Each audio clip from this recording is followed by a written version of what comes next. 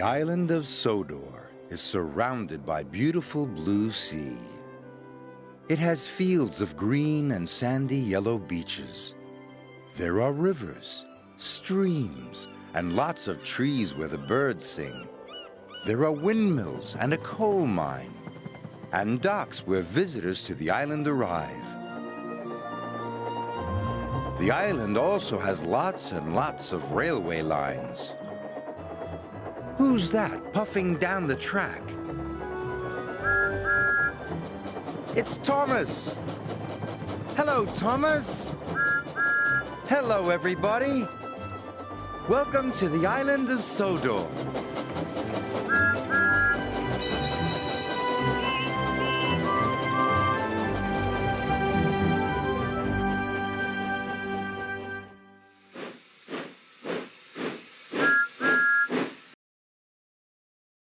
It was Christmas time on the island of Sodor. And so Topham Hatt's engines were busy.